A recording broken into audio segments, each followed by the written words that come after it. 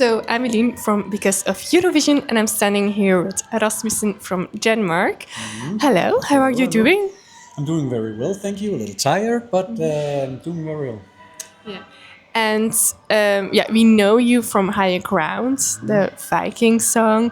How do you look back on your participation? You know, it's just a very, very, very great memory to have, you know, because I had a great experience. Almost, I don't remember any negativity and stuff like that. So I just had a great experience, and that's also why I love to come and be a part of the Eurovision family once again. That's wonderful.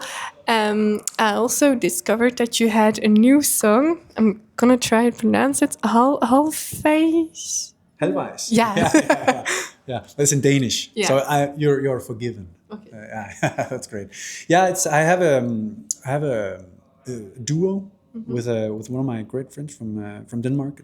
He's called Thomas Bunchon, but he has always been singing in Danish. So he's very famous in Denmark, but nobody knows him outside Denmark. But we're very good friends, and we just decided, you know, we like. Actually, our band is called the Wine Club. Yeah, that's my next question. Yeah, because we love. Yeah, I'm a very big wine nerd too. So we just, you know, like a glass of wine, and then we're both musicians, and we like hanging out together and writing songs together. So let's just start a band. So we did that, and just released a song today actually. Oh. Yeah. So, so everything is often happen, you know, all at once. Yeah, and I also saw that you took a new profession. You became a firefighter. Yeah, that's true. Yeah. So It's for a couple of years actually. I've always loved performing. It's been my profession since 2012 or 11 or something like that. But you know, in the last couple of years, I've missed something. You know, I've missed doing something other than singing for people. I miss doing something more. You know, not to say that music doesn't cure people, but I miss to doing something that, you know, would be life-saving maybe.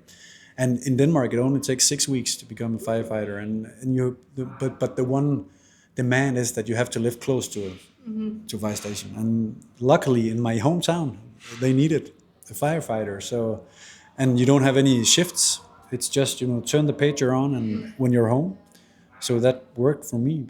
So I took the education, and so now I can call myself a firefighter. yeah. That's pretty awesome. And of course, we are here today for a Eurovision party. Is Eurovision still something you enjoy, or how does it live in Denmark? I love Eurovision. Yeah, still, and I try to watch as much. Just came back from a long tour in 26, so I haven't.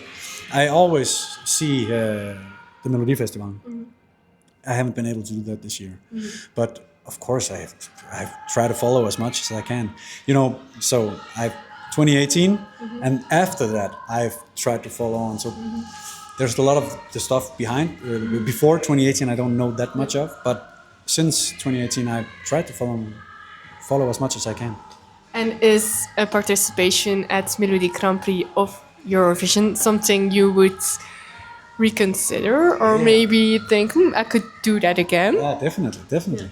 If of course I need to be able to do it with my schedule, but also if I have the right song, and of course if they want. DR is very not like Melodi Festival because there's so few songs, so they don't just hand it out. You know, the participations. So of course, if the song is right and DR wants me back, there's definitely a possibility. And last question, looking back on your song and your performance then, would you do something differently that you think that didn't age, or I changed more as a person?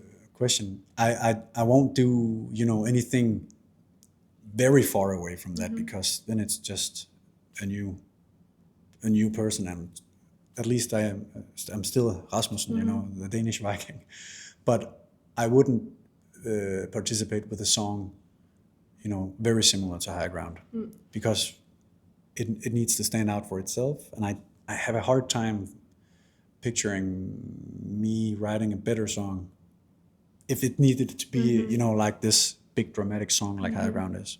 So yeah, something similar, but not too far away. Okay. Good. Thank you for this interview, and we are looking forward to see you perform tonight. Looking very much forward to perform. Thank you.